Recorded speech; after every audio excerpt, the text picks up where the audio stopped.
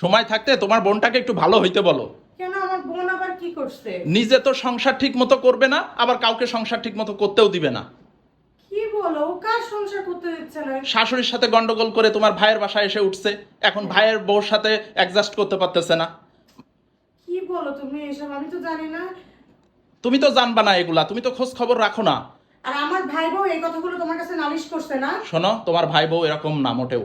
আমি একটা কাজে তোমার ভাই বউর কাছে ফোন দিছিলাম, তোমার ভাই বউ কথায় কথায় বলতেছে, মানে কি এগুলা কি, তোমার ভাই বউ যা রান্না করে তোমার বোনের তা পছন্দ হয় না, তোমার ভাই বউ কিছু একটা কেনে সেটা তাকে দিতে হবে। এরকম মানে তোমার বোন শাশুড়ির সাথে ঝগড়া করে চলে আসছে। কি তোমার করে? বোন শাশুড়িকে যদি একটু মায়ের মতো সম্মান না দিতে পারে, শ্রদ্ধা না করতে পারে, তাহলে সংসারে টিকে থাকবে কিভাবে? আর কিছু হয়ে পারে না ভাইয়ের বাসায় চলে আসে কেন? এত ঘন ঘন ভাইয়ের বাসায় আসে এসে থাকলে ভাই হয়? একমাত্র আপনজন, এছাড়া কার কাছে যতই আসবে? ভাই আপনজন হোক না কেন, বিয়ের পরে স্বামী হচ্ছে আপনজন। এইভাবে আসলে তো মানে হয় না, তোমার বোনটাকে একটু বুঝাইতে হবে। ঠিকই বলছো। আর তোমার বোনটাকে পারলে একটু বোঝায় একটু বাপের বাড়ি পাঠাই, বাপের বাড়ি না শ্বশুর বাড়ি পাঠাই দাও, ঠিক আছে? ঠিক, এটা বোঝানো উচিত না? অবশ্যই। এটা তো আমার বোনের ক্ষেত্রে খুব ভালোই বুঝলা যে শাশুড়ির সাথে অ্যাডজাস্ট করে চলতে হয়, শাশুড়িকে মায়ের মতন সম্মান করতে হয়, কিন্তু নিজের বোনের বেলায় কেন বুঝো না বলো তো? কেন আমার বোনের বেলায় কি বুঝলাম না? আজ 2টা মাস শাশুড়ির সাথে ঝগড়া করে তোমার বোন ঘরে এসে উঠছে, ও থাকতেছে, খাচ্ছে, ঘুরতেছে, আমার কোনো আপত্তি নাই, ঠিক আছে। কিন্তু গতকালকে রাতে তোমরা 2 ভাই বোন কথা বলতেছিলে, তখন আমি শুনলাম তুমি তোমার বোনকে বলছো, আরে আমি তোর ভাই থাকতে তোর চিন্তা কি, যাওয়া লাগবে না শাশুড়ির সংসারে, তোর স্বামী কিছু না বলে। তো ওর শাশুড়ি তো দরজাল। হ্যাঁ, এই দেখো, একটু আগে আমার বোনের ক্ষেত্রে কি বললা, যে শাশুড়ির সাথে একটু অ্যাডজাস্ট করে থাকতে হয়, হ্যাঁ, আর সংসারে সুখ শান্তি আসে না, কিন্তু নিজের বোনের বেলায় কি বলতেছো, শাশুড়ির দরজা। আমি তো যা শুনছি তা তো শোনো, মনে হয়েছে তাই। তোমার বোনেরও কিছু দোষ আছে।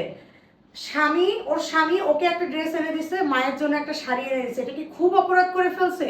এই কাজটা তো তুমিও করো, ওর তোমার বোনের জন্য একটা আনলে আমার জন্য একটা আনো, আমার জন্য একটা আনলে ওর জন্য একটা আনো। হ্যাঁ, কিন্তু ওর কথা হচ্ছে শুধু ওর জন্যই আনতে হবে, তার মায়ের জন্য আনা যাবে না।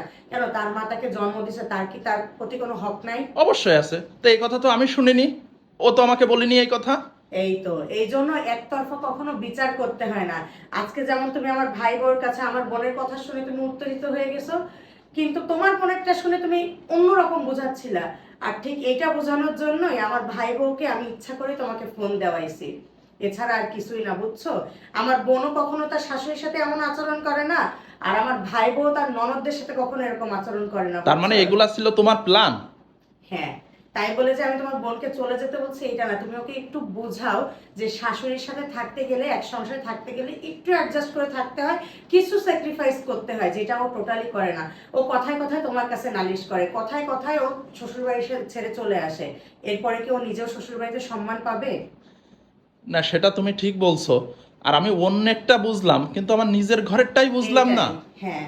এই জন্য তুমি তো আবেগ দিয়ে চলতেছিল, আবেগ দিয়ে না কখনো জীবন চলে না, একটু বিবেক দিয়ে চিন্তা করতে হয়, বুঝছো? আসলে তোমার বুদ্ধির প্রশংসা না করে পারি না। আসলে তোমার বুদ্ধির জন্যই আমার বোনের সংসারটা দেখো বেঁচে যাবে।